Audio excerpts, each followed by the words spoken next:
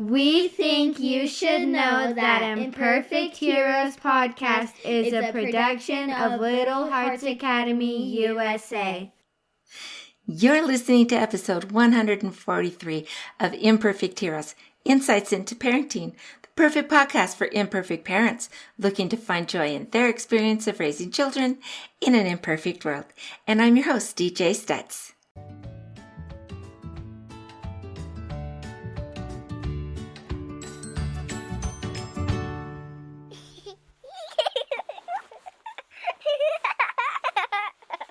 Welcome, heroes and heroines, and thank you for choosing to spend the next few minutes with us here at Imperfect Heroes. And before we embark on today's discussion, I'd like to remind you to tune in to my weekly live sessions every Tuesday, 7 o'clock on Facebook and 7:30 on Instagram. And both are hosted on the Imperfect Heroes podcast page. So check the show notes for convenient links. And today marks the culmination of our month-long exploration into the concept of patience. And have you noticed how our world appears to be increasingly consumed by impatience? And it's become more than just a mere annoyance. Some experts even liken it to a social pandemic.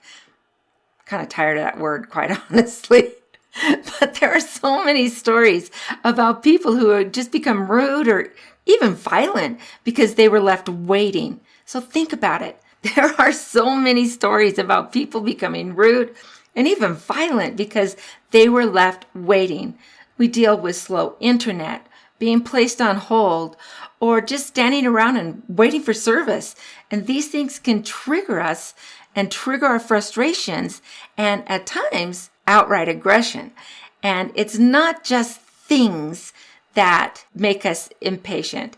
Impatience often raises its ugly head when we interact with each other and we have to tell someone something several times. We get impatient, right? When someone is late, we get impatient. When someone just doesn't do a good job or forgets something they said they would do, we get impatient.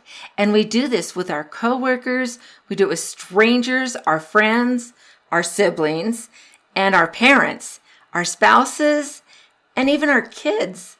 So Joanna, and her name is so hard to say, but it's Blazinska, and she is the founder of Leap and Leadership. And she has suggested that on our own relentless pursuit of instant gratification, we are further fueled by the rapid advancement in recent technology. And that has led to unrealistic expectations of instant response time. Whoa, say that loud, huh? So as adults, our own impatience inevitably seeps into the lives of our children. And they are watching not only their parents, us, but their siblings, other adults in their lives, along with the media that they consume, including programming supposedly made for children.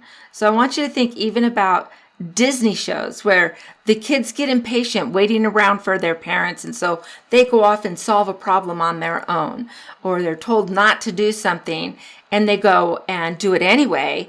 But on a lot or most of the Disney shows, it all works out great for them. And they didn't have to wait for their parents and left them behind. Think about some of the cartoons that they're watching. Even Bluey. And Bluey's adorable. But sometimes those two little baby dogs are very impatient and rude. And they get away with it. So I had to take a breath there. Sorry. But the roots of all impatience actually run deeper than our modern day conveniences. So do you remember the anticipation of waiting weeks for a package to arrive? Maybe some of you don't. That's kind of aging me, I guess. But there was an excitement of flipping through the catalogs from JCPenney or Sears and Roebuck, and then we'd circle, the items that we wanted to have or were hoping that we would get for a birthday or Christmas or something like that. And those experiences, which were once very commonplace, are now overshadowed by the immediacy of online shopping and same-day delivery. And oftentimes these things are delivered within the hour. Fast delivery is just a norm these days. We have fast food, and then it's fast delivered to our homes, right? No longer do we really dress up and go out to a restaurant with children who are expected to sit and behave. The truth is that our fast-paced lifestyle has transformed the way that we interact one with another, often leading to just a decline in civility and lack of empathy. What are we teaching our children through all of this behavior? And how often do we have a tough time just to buy a present for a child because they already seem to have everything? The newest toys and the cutest clothes, and kids expect more and more and more expensive presents. And if there isn't a birthday or a holiday around the corner, they expect them anyway. And with all of this impatience in our society, we are suffering from less civil interactions and too often kind of a get-even mentality. And we're willing to hurt someone's reputation or even get them fired or canceled because they didn't respond to us fast enough, or they didn't get things done as the exact way that we thought they should get it done. And so in just saying, oh, well, I won't use them anymore, we go after them. Ugh. Why would we waste our time on this kind of an endeavor? And what are we teaching our kiddos when we do stuff like that? So stop and think for a moment about all the toxicity that accompanies impatience. How do you feel when these emotions take over? Is it good for our mental health? Is it good for our physical health? Imagine what it does to our kiddos. And there are some good reasons for our kids to be impatient, but I'm not so sure what our excuse is. So Pamela Cole is a professor and a researcher at Penn State University, and she gives us a little bit of insight. So first of all, she says for the bulk of their young lives, moms and dads have been all about taking care of their kid, right? They are used to your attention. So when there are times when you are asking them to wait for you to finish a conversation or complete a task, that's a big change for them. And they can feel unsettled by that change. And it isn't like they can think it through cognitively, but they have a natural desire to restore that natural order of things as they have been experiencing it for their whole lives. And so think about how their brains work. Adults have the benefit of executive functioning skills. We have a working memory, we have inhibition control, and cognitive flexibility. At least we're supposed to. But these developments help us to solve problems, regulate attention, and be able to divert our attention to something else to occupy our minds when we have to wait and we're stuck somewhere, right? The University of Minnesota professor of child development, Philip Zalazzo, reminds us that a 6-month-old is just beginning that type of brain development. And so they can start looking for an object that you've hidden in a really easy place for them to find. But these areas of brain development aren't fully developed until about the age of 25. And it's important to remember that kids are working and learning with very immature skills. They're just starting. And so kids are very self-centered, and that is normal. It's very common for like a 4-year-old to think the sun revolves around their house, right? It comes up on that side of my house, and it goes down on that side of my house. And so they can struggle to build something with blocks or play with a toy, and it doesn't go as they imagined. And so now they're mad at the toy. It's the toy's fault, right? So also around the age of 5, kids will begin to develop the ability to think that someone might have a different perspective than theirs, but they will still think that theirs is the most important or the absolute correct one. That's right, adults. This is a 5-year-old skill. We still do it as we're adults. So let's think about that for a minute. But also at this age, our kids start to criticize themselves and become impatient with themselves. And now this has both a downside and an upside. Adults are going to need to help them understand that there are things that they just can't control, and understand that with patience, practice, and experience, they're going to be able to master the skill. It's a good time for them to learn that there is joy in accomplishing hard things that are going to take a little extra time to do. You can't get it done in 5 minutes. And in fact, I've had kids when I was teaching kindergarten who would work on a project for a full week during a certain time, when we're doing a center time or something like that. They can keep working on something and come back to it and do that for a full week before they actually complete the project. And that's been really fun to watch them go and do. They are also able to consider the feelings and the accomplishments of maybe their peers or an athlete that they admire on TV or go to games. They might follow certain sports. And so they're starting to develop those skills and the ability to self-regulate themselves. Just starting, guys, not fully developed there, but they're beginning to self-regulate and consider expectations in a situation. And so what do people expect of me? And am I able to do that? Or what do I expect of other people? And is that realistic to expect? You can start having those conversations with them around the age of 5. So understand, too, that the brain is constantly reshaping itself through experiences, just like any other muscle. And without continued patience, progress can be fleeting. It can just not happen because they get frustrated and walk away, or they'll destroy whatever it is that they've been working on and just want to walk away from it, right? So how can we promote patience in our own kids?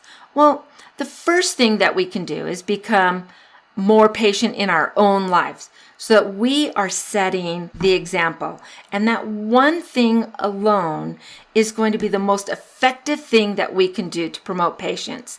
In fact, it's the most effective thing that we can do to promote any skill, is just set the right example.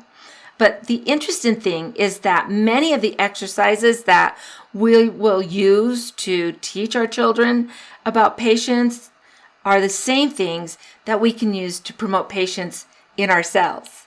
So how convenient is that? Let's get started. Recognize first that different factors will make patience easier or harder.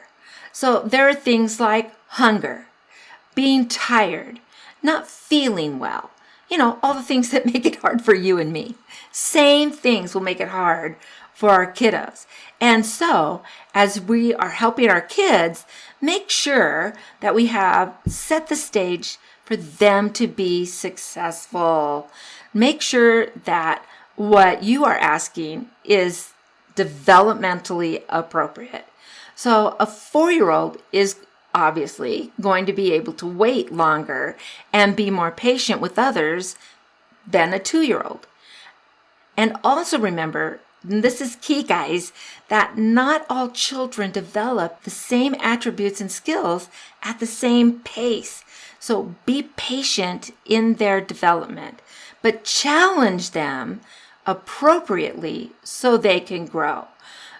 Understand that what one 4-year-old can do, maybe your next child comes up and is 4 years old and they may be better or worse in their development of all kinds of things, including patience.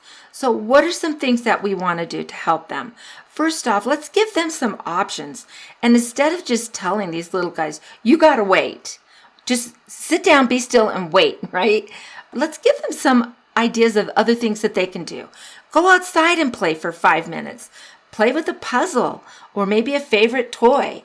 Get the crayons and go color a picture for me, or color one for Grandma. I know, Grandmas love pictures. So give them something to do instead of just telling them, wait. Okay, so I've already in previous episodes, I've mentioned the importance of using timers, and asking our kids to wait for 1 to 10 minutes, depending on the age and the ability of our kiddo that we're working with, right? And when you think they're ready to give it a stronger try, just increase the time by about 30 seconds at a shot. And then, you're just going to slowly get them up to where they can wait for longer periods of time. And another thing that we can do that helps with our kids, and man, we know about this in preschools and in kindergarten, first grade, is playing games. Games are great for teaching parents. So not only are you strengthening your relationship with your child by having that time together, doing something fun together, laughing and joking around, but you're also helping your kids learn to wait for their turn and to follow the rules, right? And so there are games like Candyland and Chutes and Ladders. There's a ton of them. Those are great for starting out. But you can also use like card games, Go Fish, Old Maid. They have a ton of like Winnie the Pooh cards I had in teaching. There are memory games, where you flip the card and try to match them up. Or you can just make up your own games and have fun with that. In fact, it's kind of fun that if you spend some time with your kid and you're making up a game that you can do, help me make a waiting game. And then when it comes time, it's like, oh, let's try that game that you came up with. I want to give that one a try. If it's something that they came up with, and maybe you go ahead and write down rules, right? And get them started, they will be more likely to participate because this was your game. This is going to be fun. I want to see how it works out. If you're stuck in traffic, if you're waiting at the doctor's office, whatever it is, you can have these fun little things that you can do that need nothing to set up. It's just fun things. And then there's games like I Spy and 20 questions and who do you think did this, and tell them a story, and then they can guess who that story is about. But you can do all of these things with them, and then that's going to help them to understand I can keep my mind occupied in other ways, right, to pass the time when I need to be waiting and patient, and there really isn't anything much else to do. Oh, and another thing is, if you are stuck in line or in traffic, ask them for ideas. Oh, we're stuck here. What do you think we should do while we're waiting? And let them come up with some of those ideas. They may remember one of the games that they came up with earlier or days or weeks before, or they may come up with some other things. Kids have great imaginations, and they can come up with some really interesting alternatives. And so there's an additional benefit to this. It adds to their self-esteem, and it bonds your relationship even stronger when you ask them for ideas, and then you go ahead and use those ideas that they came up with. They become very confident, and they become proud of what they've done, and they feel honored that you wanted them. You were interested in them, what their idea was, and it really works. Another thing that you can do is notice when your kids are being patient, and instead of just saying something like, oh, you're being so patient, and that seems a nice thing to do, right? But let's go further, and let's tell them what they're doing that makes them behave in a patient manner. I love the way that you're singing while we wait. This is a good way to be patient, right? Notice what it is that they're doing. And I know that this constantly comes up, but there's a reason for it. There is strong evidence that screen time negatively impacts patience in children. I know, so surprising, right? And so just think about how much screen time we're setting on them. And I know that it's super easy to just give them a screen while you're sitting in the doctor's office or while you're in traffic, but you're missing out on amazing opportunities to connect with your kids, to have a talk, have a laugh, sing songs, do car karaoke, do some other things that are more engaging, that are going to strengthen your bonds instead of just throwing a screen in front of them. And I know that there are times when a screen for a short amount of time is just what the doctor needed, right? And so that's okay, but I wouldn't want to use it too often. If you're in a restaurant with the kids, talk to them ahead of time about, this is what we expect for behavior. It might take some time. We might have to wait to get our food after we order it. But what are some things that we can do while we're waiting? And so instead of, again, throwing a screen in front of them, let's engage with the kids. Let's have our conversations with the kids and enjoy what they're doing. Talk about, what book are you reading at school? Or who did you play with today at recess? Oh, and I remember you were telling me that Johnny fell down and hit his head. Is he back in school yet? Listen to what they're telling you so that you can use it in other conversations down the road that are going to help you and help them be more patient and to learn how to control themselves, manage their bodies, manage their minds, instead of just going to a screen to be entertained. This constant entertainment at just the flick of a switch, right? Again, I know I'm old, but I think that some of you remember when you'd go to Blockbuster and to rent a movie, or you had to order something on Netflix and they mailed you the DVD, right? And you got it in the mail and then you'd watch it and then you had to send it back. And so there were times when we just had to be patient. We couldn't get things right off the bat. Now, anything you want to watch, you can find it anywhere, or not anywhere, but you can find it very quickly. So with streaming and with DVRs and with YouTube and, all these things that are on our phone, you can just tell Siri, you don't even have to punch it in, show me funny cat videos and give it to your kid and let them see the cat videos. They don't have to wait. And so we may think that this is just a nice way to manage the kids, keep them happy, but it's going to come back and bite us as we move on. So using it once in a while, fine. That is not a problem. But I think using it every time you're in the car, you're losing great opportunities. And we are not teaching our kids that we are being patient. And you can use those terms. When we're talking here and we're not mad because we're waiting for whatever it is, that is called being patient. And that is what you and I are able to do right now. And so patience can be fun because we're having a good time. We're talking, we're singing, we're playing games with each other. Do you see how this kind of can go? All right. So even though this is our final week with patience, the conversation doesn't need to end here.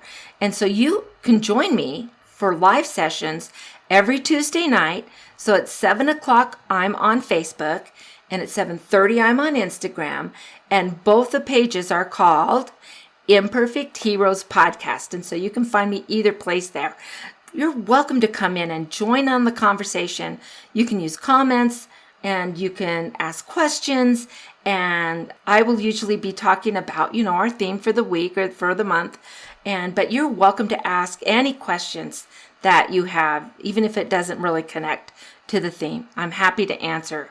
And another thing that you can do is you can also schedule just a no-cost one-on-one conversation just with me. And I'm happy to give you 50 minutes, no cost.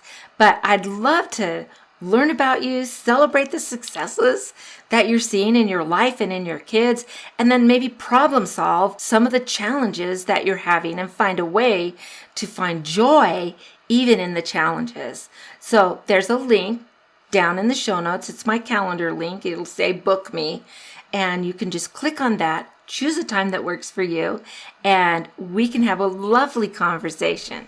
So now that we're done with patience here, we're going to start with a new theme next week for April. And we are going to be exploring strategies to help our children manage changes in their lives. So whether it's a new brother or sister, Or maybe it's just grandma and grandpa coming to visit. Maybe it's a new classroom. Or maybe you've moved and there's differences. What happens in Georgia may not be happening in Chester, Idaho, right? And so how do we help them manage through some of these changes that are in their lives and do it with confidence, with independence, and kindness too? So until next week, let's find joy in parenting. See you later, guys.